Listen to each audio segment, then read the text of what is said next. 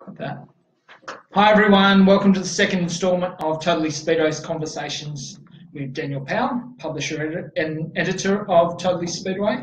I'm here with country music star, I was about to call you a legend, Adam Brandt. Adam, yeah. I know, that's what's like with that. Adam, thanks for coming in.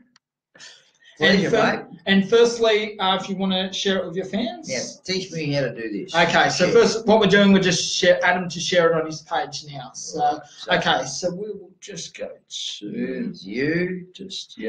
And it'll come up in 2 secs. Okay, here we go. So we're live, so you'll go to share. Share. So just go to and it'll come up in 2 secs. Yeah, so we've got everyone. There's Julie Carew there from Darwin in the Northern Territory. So, have I shared it now? It goes back, Adam. Share then. Share. Yep. Share. Yep, share now. Is that going to your page? I'll copy the link. Yep. And then put it on your. Go back to the brand. So guys, 2 seconds. Publish on Yeah, there. publish, yep. Publish. See, Social Media 101 with Adam Brandt. Paste. Yep. Copy link. Yep, and go continue. Yeah. Do that. Social Media 101 with Adam I'm Brandt. chatting Yep, and go continue. live here now. Social Media 101. Alright. Okay. Publish.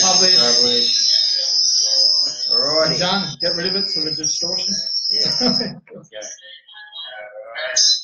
Okay, sweet. Good. We're all sorted. Thanks, Adam, for sharing. Alright. Okay, so first things first, what we're going to be doing, we're not going to be doing the run-of-the-mill interview where we talk about your whole career where you started, but what we're here is to talk about speed and Speedway in particular. Tell us a bit about how your fascination with speed started.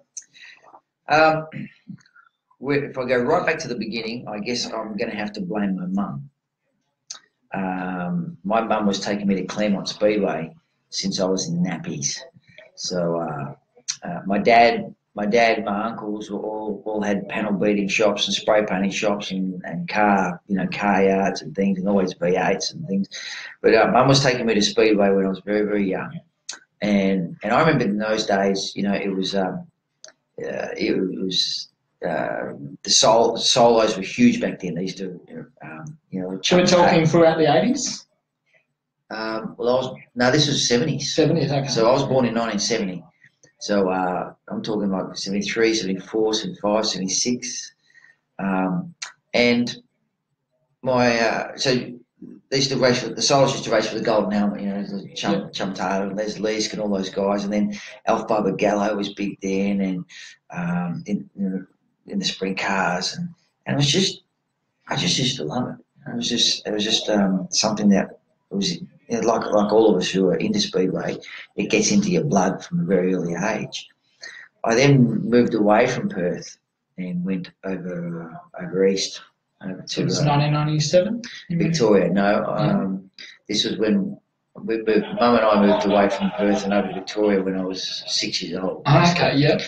But I used to go back each year to visit my dad and go for holidays and things like that. And I remember, a family friend of very big family friends of my dad is Jeff Kendrick, and so I remember going over there as a teenager, and they had this big sprint car team.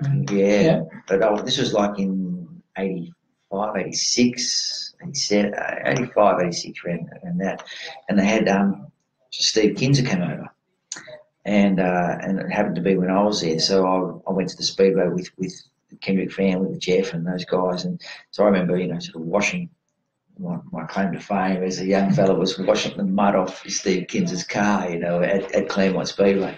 And I grew up, mate, Ron Cricky, the Cricky brothers, the Cricky boys,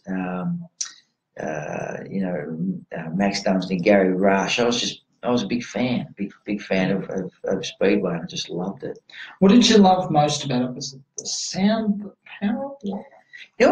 For me, that really brings back memories from those early days is that castor oil smell from the solos and the sidecars.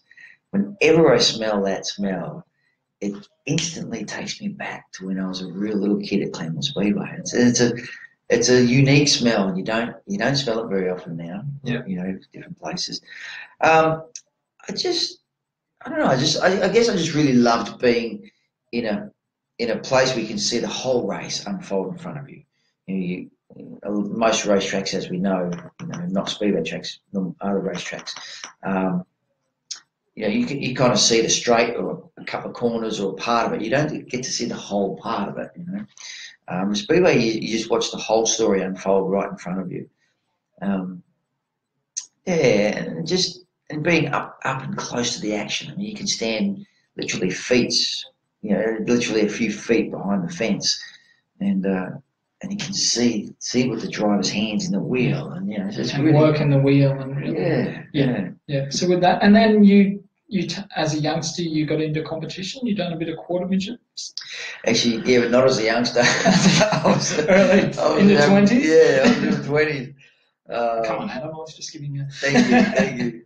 But I was in Perth, and it was Bibra Lake Speedway. And someone's just mentioned here, Chris Wilkinson, saying he remembers watching you run a quarter midget. Yeah, little quarter midget, little 100cc clubby engine, and the first quarter midgets had no suspension or anything, so it's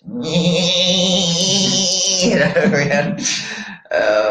It was great. I raced a few tracks, little tracks in country WA like Calabarra and Narrogin and down to Albany and obviously Bunbury we raced a couple of times. And mostly our little local track was Bibra Lake Speedway down in Jandakot there. How did it come about getting a car? Did you save up money to purchase one, or? I saw it. Where did I see it? I went and got my I went to get my car serviced and went to a mechanic, and there's this guy had this little car in his workshop, and I just looked at it, wow, looks like a little speed car, and we ended up becoming great mates. His name was Steve McMillan, and he was at the current time was state champion, and the class was only very new over there, and I ended up buying a little old car, and the car was like one of the first little bangers that they had out there, so it wasn't much good. And then another guy who I met at the track, Trevor Reynolds, he was a sprint car guy and Formula 500 guy, and he was building his own. So he built me a cool looking car, a little bit of a slant and a few little funky little bits on it. Yeah. I just loved it, mate. I just wanted to be down there at the Speedway, basically. Yeah. And where was the country music at that stage when you were hanging around Bibra Lake? Bibra Lake. It was, yeah. I didn't grow up strictly as a country music fan. I grew up listening to Springsteen, Mellencamp. I grew up listening to Fleetwood Mac. Just music basically. Elvis, the Eagles, all that kind of stuff. Yep. And then it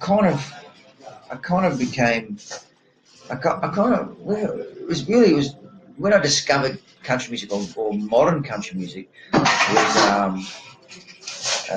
Garth Brooks. Yep. And that's when I sort of discovered that this was like, this is sort of new. It's a mixture of a bit of rock and roll and a bit of country and a bit of blues and a bit of everything, But the very first time I discovered, I can tell you the point where country music really became the thing that I went, that's what I want to do. I had a band, we just played covers, and the young guitarist was a huge country music fan, and he I used to tease him a bit about it, So the other boy, country bumpkin. Yeah. And he was a young guy, and he says, "No, some of this new stuff's good. You'll like it." And I said, "Go on, bring some in for me." So he brought some in for it was a band practice, and he gave me the CD, and I said, "Go on, play it." He put it in, and started playing it, and I just went, "Wow!" And it was a band, another song. The band was Boy Howdy, and the song was "Bring on the Teardrops," and it was just a mixture of blues, country, rock and roll. And I right at that night, I just went in my head, that's what I want to do. That's the style of music I want to do. So what we're talking? We're talking the early 90s or late 80s? What are we talking? Probably, yeah. 20, what would I have been? 24, 25, 95. Yeah. Okay. Then shortly after that, you moved east. So that was 1997? 97 I moved east, yeah. I had a small business. I had a signwriting business. And I started this band playing covers, but it was country covers, you know. And I started thinking about that's really what I want to do. I'm a dental technician by trade. You know, learned how to make false teeth, and then the day I qualified, I quit it because I didn't want to be stuck inside, you know. But yeah, I had this little signwriting business, and I decided that I wanted to do music.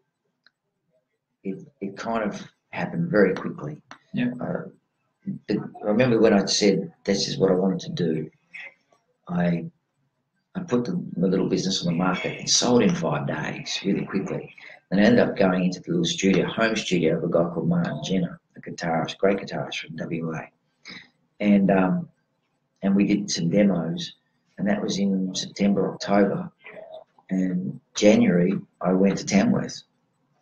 So that was 1995? That was 97. 97, okay, Yeah. So in January, so... And I had no idea what I was doing. Didn't know anyone. My auntie Jules took me because she'd been there before. Yeah. I landed there in Peel Street. I had a little briefcase with my demo CDs and demo tapes. We had tapes back then. The tape deck. And my guitar. I just thought, I'll just see how I go. Yeah. And I went from there. So from within about 6 months, you then moved to Sydney? That was January. I came back a few times, ended up getting a publishing deal fairly quickly. Yeah. I moved, June I left Perth and headed across on Nullarbor to Sydney. Yeah. The first time that I saw you was singing the national anthem at the Parramatta Speedway in 1997. I think it was around October. What do you remember about that moment and singing the national anthem at the Speedway? Was that the first time you had done that? Yeah, it was. I got photos of that actually. Yeah. The guitarist was a guy called Jake Ladeau, and if people have seen Lee Kernighan play, they would have seen the big Belgian in a black hat. And everyone knows him as Jake. Yeah. So before he started playing with him, he used to play with me for a bit. And Jake was. I remember I've got the photo of Jake and me standing on the track, and he's playing. You know. What was going through your mind at that stage? It was amazing. You know, when I first got to Sydney, I mean, Sydney was such a big place for me compared to Perth, and I was people still say that now, don't they? Yeah, get that shock. And I didn't know anyone. I was over there and trying to start this career and no idea what was going on. And it's funny, because the only place I felt comfortable and felt like at home was the Speedway. Yeah. So I'd go there during the week when nobody was there. There'd be someone grading the track or doing some maintenance. I'd just go and sit in the grandstand because it was kind of like this little slice of home, or a little slice of something that was familiar to me. And you feel at peace? I felt okay. I went to Speedway. I'll be okay because these are the kind of people. No one's going to kill me. No one's going to. And every race meeting I was there. Every race meeting, because before anything happened, because I just wanted to be around something that I knew. Yeah, and your friendship with Wade Onger, that played a big part.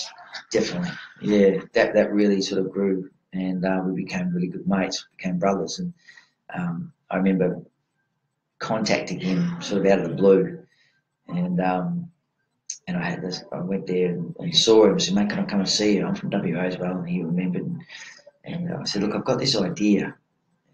I've written a song about Speedway, and I don't want to put a guitar solo in the song. I want to put like a race call, so people can get the excitement that we get at the track."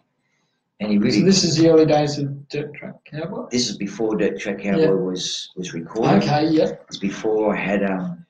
It was before I had signed the record deal, So it was before sort of anything, Yeah. really. You know? Yeah. And and I sort of gave him this idea. I told him about this idea, so I had the song, and I said, when I get to record this, I just want you to come in and pretend you're at the Speedway calling the race, and we'll have that instead of a guitar solo. Yeah.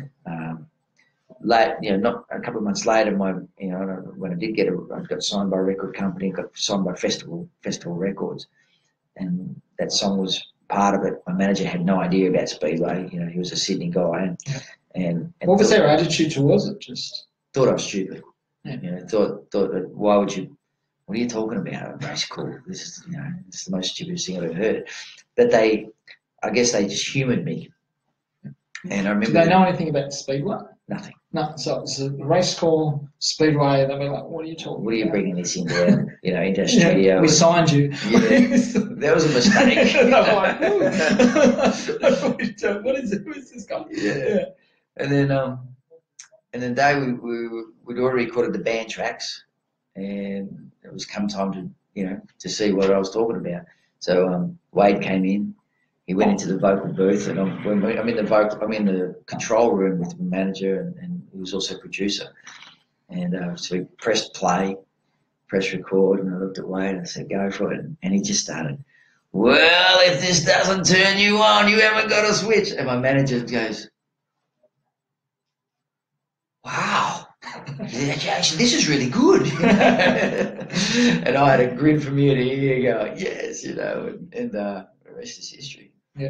Did you know at that time that it was going to turn into the anthem still to this day for Australian Speedway? No, I didn't. I was proud of Speedway, and I still am. I was proud of it, and proud to come from that kind of, I suppose, that kind of heritage.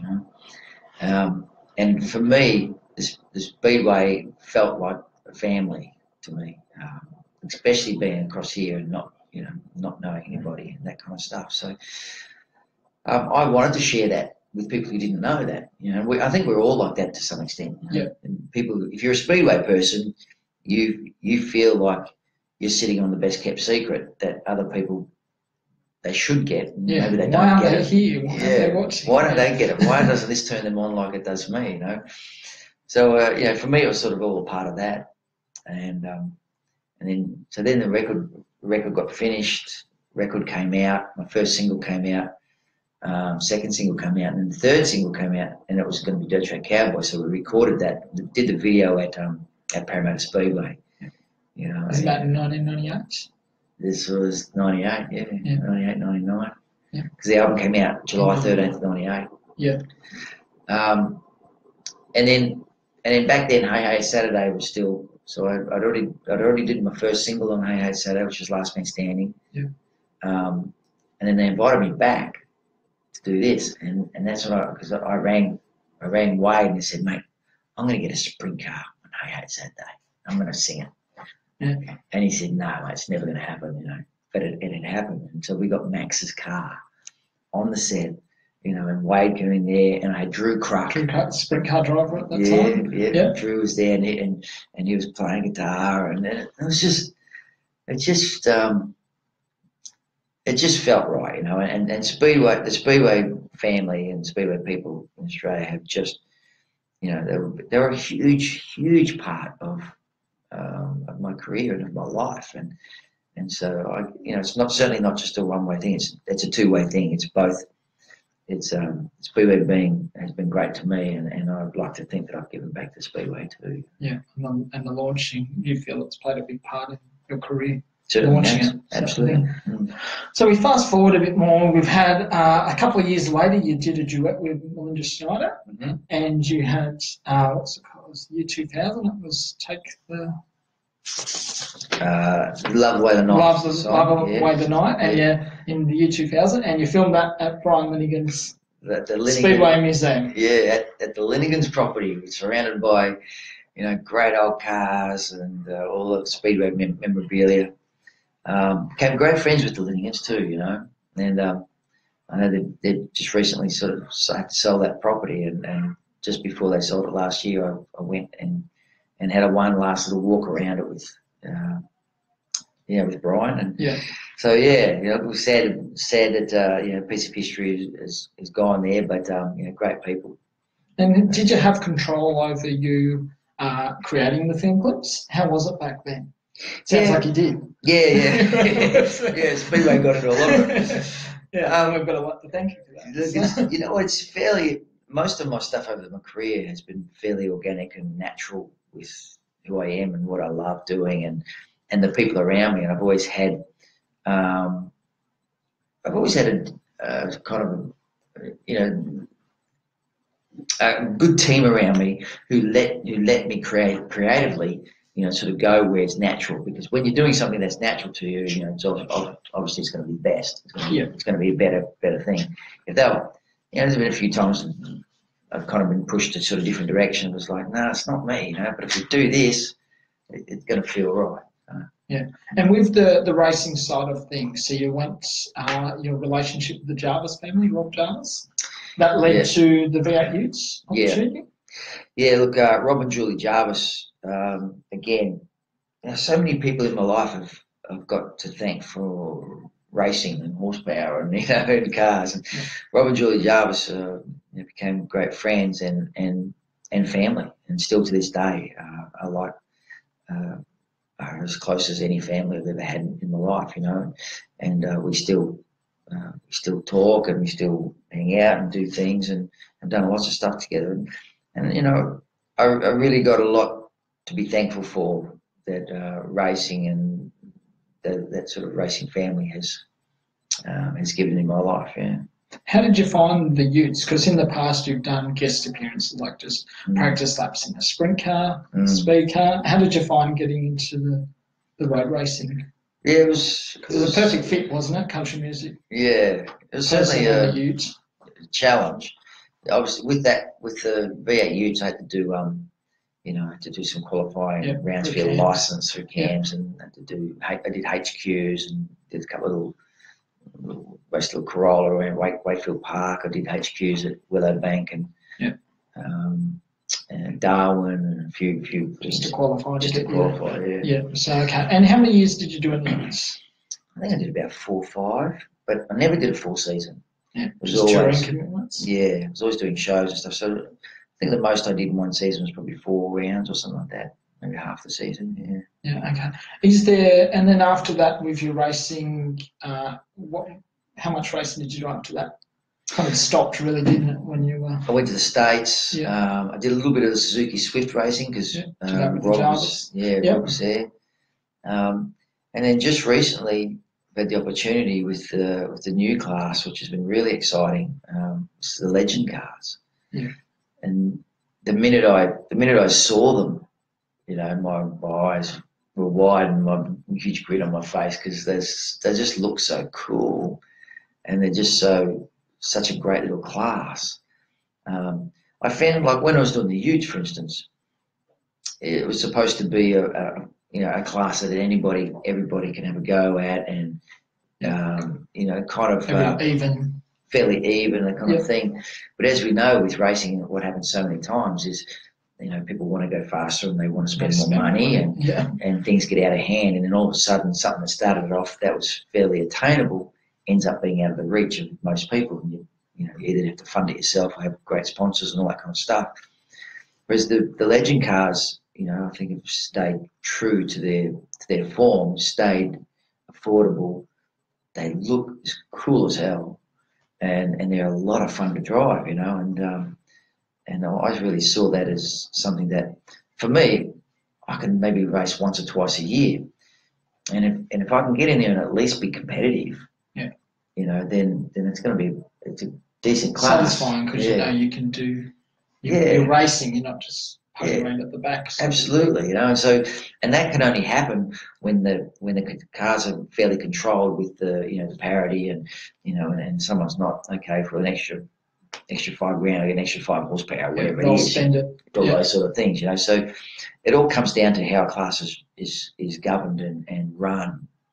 And these cars, I think most people can get in there and fairly safely and fairly competently, if you've got a little bit of driving experience, you'll get in there and have a great race. these guys will give you room and have a bit of fun, and the, you know, you're not going to be out there feeling like you're on an old nag when everyone else is on thoroughbreds, you know.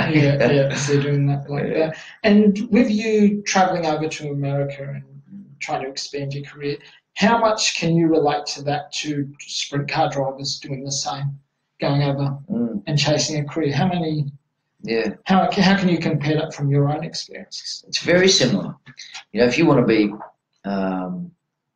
if you want a country music career or race career, sure, you can do it in Australia, but in America they're doing it. Like if I take country music for instance, so if I go to Nashville, there's 8,000 full-time songwriters within a 5-block radius of each other every day going to write songs. So they're just doing it more. So you go over there and you immerse yourself in it and you soak it up like a sponge. And when you're in that concentrated type of environment, you pick up more. So for the racers over here, it's exactly the same thing. They go to America and they put themselves in this concentrated environment where they're just surrounded by people who are racing not just once a week, 4 or 5 times a week. Yeah. You know, and getting paid and contracts. Yeah. Yeah. So, you know, does it mean it's better than Australia? No, it's not. You know, I don't think their music's better than Australia or their drivers are better than Australia. But certainly you can go over there and learn. You can go there and soak it up like a sponge, bring back what you learn, you know, and just to get experience. I think it's, you know, obviously with the amount of population and the opportunities over there, you can make money and all that kind of stuff, and you can make a living out of it easier than here. Doesn't mean you have to go there. You know what I mean? Talent is talent. You know? So you can have that anywhere in the world, but by all means, it certainly is a very, very similar. It's a very similar story with music. I mean, if you want to be an actor, you go and live in Hollywood. If you want to be on Broadway, you go to Broadway. Yeah, if you want to be country, you go to Nashville. You want to do sprint car racing, you go to Knoxville. Exactly. And all that. Speaking of Knoxville, you sung the national anthem over there. What was the year 2000? Was it? Oh, I don't even remember the year. It was early, wasn't it? How was that experience for you? It was cool. I mean, no one knew who the hell I was. You know, that's okay. But I was just stoked to be at the Knoxville Nationals. I sang Dirt Track Cowboys and you know, anthem and stuff like that. And it was amazing. What was the response from the crowd? Because the Americans are quite patriotic. Yeah. Everything. Look, I got a pretty good response to Dirt Track Cowboys over there because, you know, obviously when you've got such a passionate fans about a sport, if someone else does something that talks about this sport, you know, they're going to be very open to it. And they were certainly very open to it, as Speedway people are. They're very, very hospitable. Yeah. And how have you remained connected with the sport? I see that you're a long supporter of young Jordan Charge, who's recently stepped into 410 sprint cars and picked up a Victorian title win last season. Tell us a bit about how that all came together. When you first met him, you must have been about 5 when you met him. When I first met Jordan, he was like up to my knees, you know, just a little tack on his mum and dad. I'm assuming that was an introduction through Wade Ornger? Yeah, through Wade, and then young Jordan and his mum and dad are great friends of mine. They were coming to shows, and you know, Jordan was growing up, and he started doing quarter midget races, you know, and he was always such a really good kid, really respectful, really, you know. I always used to think, you know, I used to say to his, you know, his mum and dad, I said, no, you guys made a good one. He's a really good kid, you know. He's really, and even as you grow up, a lot of times when people grow up, they start getting a bit, you know, too big for their boots. Yeah, and a bit disrespectful and stuff. He's really feet on the ground, good young kid, and talented, you know. So right from an early age, you know, I remember coming to a gig once and they brought the quarter midget at the back of the stage and we put the ball sticker on it. And I said, mate, I'm going to ride on board with you for a bit, you know. And so it's just never stopped since then. 12 years later, I think it is. And he's just a great young man now. And you know, I think that Speedway was going to hear a lot from him, you know. I think he's he certainly hasn't won his last championship, I don't No, think. exactly. There's plenty more to come. Yeah. So, in terms of Tamworth, who've been there a lot, how does that compare the atmosphere to, say, the Green Annual Classic or an Australian Sprint Car Champion? Can you see similarities between the two, like the Speedway crowd and the country music crowd? Yeah, look, there is definitely. There's definitely crossover in the crowds. The atmosphere, see, Tamworth is a little bit different because it takes over the whole city, the whole town for like 10 days, I suppose. Yeah. Whereas, the classic is concentrated in this tiny little bull ring, so that the atmosphere is absolutely electric and fever pitch. Tamworth is as well, but it's spread over a long period of time. But yeah, look, I think the audiences are very same. They're just so passionate about what they love. So there's definitely a lot of synergy there. Yeah, and last year you took the Adam Breen and the Outlaws to a concert down at the Flying Horse in Waterville. How was that? Probably mostly Speedway people. It was, and it was and it was around the classic too. Yeah. How was that whole thing for yourself? Kind of picked that. Picked doing what would be a good time to do a gig right between the title and the classic. It was amazing. There's when we did Dirt Track Cowboys and Wade was there as well, so we jumped up and do it. It was kind of felt like I didn't want to stop doing it. We could have done the song 3 times. Yeah, and no one would have cared. Yeah. So with that, and tell us a bit about the upcoming events that you've got now. With the going to be at Goulburn on October the 14th. Goulburn. We'll bring in now John Dennehy, the owner. Yeah, John, if you want to come through. Okay. We're just going to have to between the two of you. Yeah, the rose between the thorns. So we've got a we all in. There we go. Yeah, okay. This is definitely live. So with that, tell me, Adam and John, how you two first met. Sounds like a dating thing, doesn't it? Yeah. So how did you two first met? It was actually back in 2012. At Parramatta? At Parramatta, because I actually flew in from China. I'll never forget that day, and flew in at 6 o'clock in the morning. It was 40 degrees. Adam was racing in the legend cars. It was when Brett Morris had them in Sydney. And we raced and it was 40 degrees, and we sort of had a ding-dong battle on that. We were racing side by side. And it basically carried on from there. Yeah, and Adam, what was yours? How do you remember the time of meeting John for the first time? Yeah, the Irishman. The Irishman. It was in the Wolverine car. Yes. And he was number 5, so I love the Wolverine. Yeah. And my racing number in the Utes was number 5, so I was attracted to this little car. I was like, wow, this is the coolest car out there. And but then obviously as history we all know it. What's happened? John's taken over the legend cars and doing fantastic work with them. And he just said to me, look, anytime you want to drive, let me know and come down. And we've I've done it a couple of times and we've become mates. And also Sam, who works with Legend Cars and with John, we've just become friends, and as you do in Speedway and the family, and so I love the car. They've got a cool car for me, and I feel very, very lucky to have this little race car with my name on it that I'm allowed to go and drive when I get a chance. Yeah, and what do you like about the Legend car? Like we spoke earlier, where you were talking about the competition and how competitive it is. Is that what you like them, or is it the look too, or a bit of everything? It's definitely the look. They look fantastic. They just look cool. Anyone I show picture of the car to, they just go, wow, And to drive, they're a lot of fun to drive.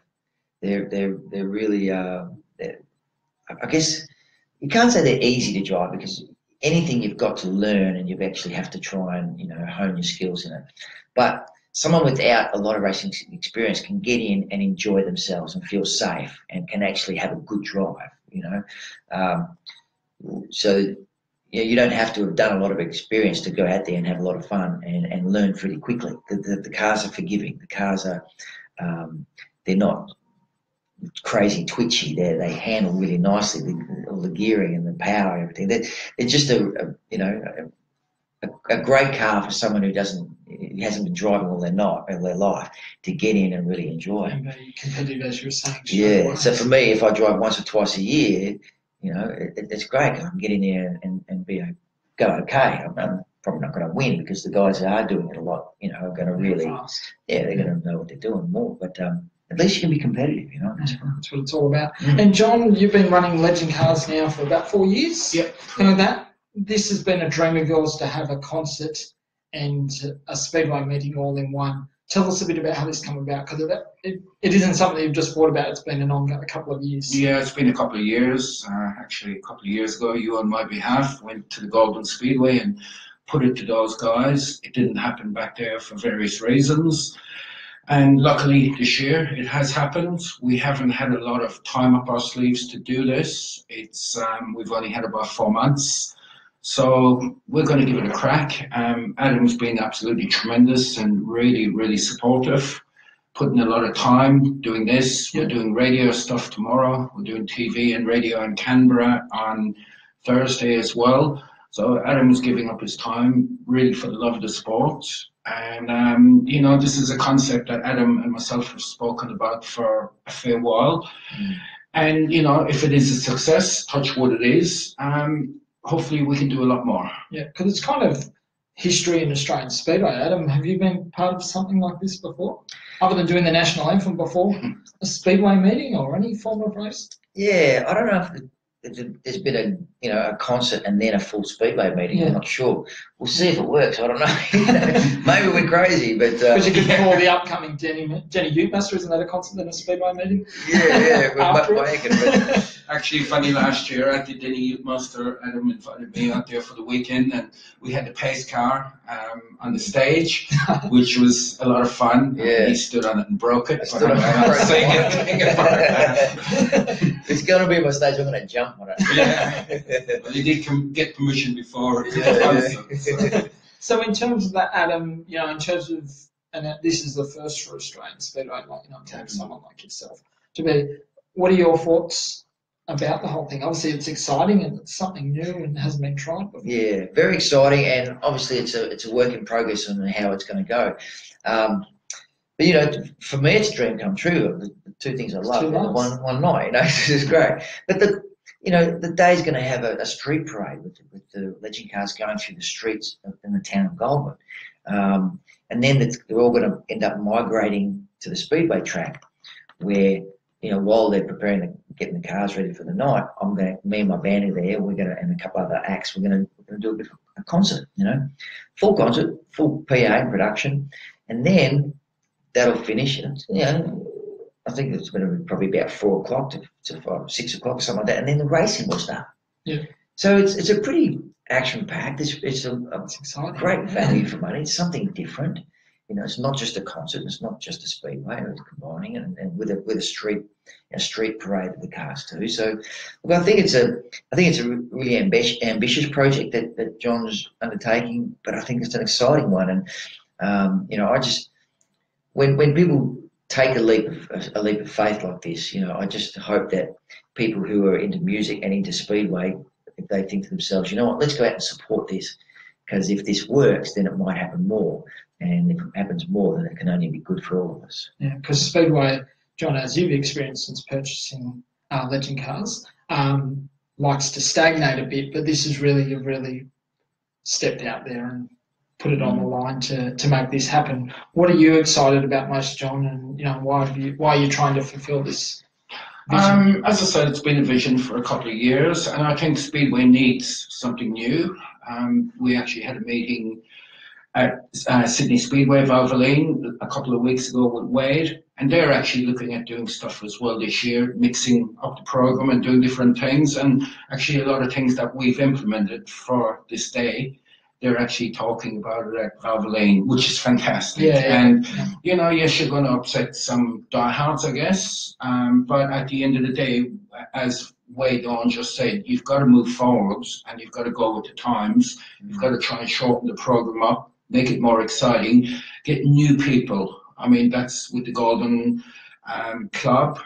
Getting the Speedway for that night was a bit of a battle, but we sold it to them that we're going to bring a lot of new people through the gate. And if you bring new people, put a show on, they're going to come back. And Speedway, I think, needs to reinvent itself a little bit. Yeah. And hopefully this can go a long ways to doing that. I mean, obviously the big variable in here is the weather. So touch wood, it doesn't rain.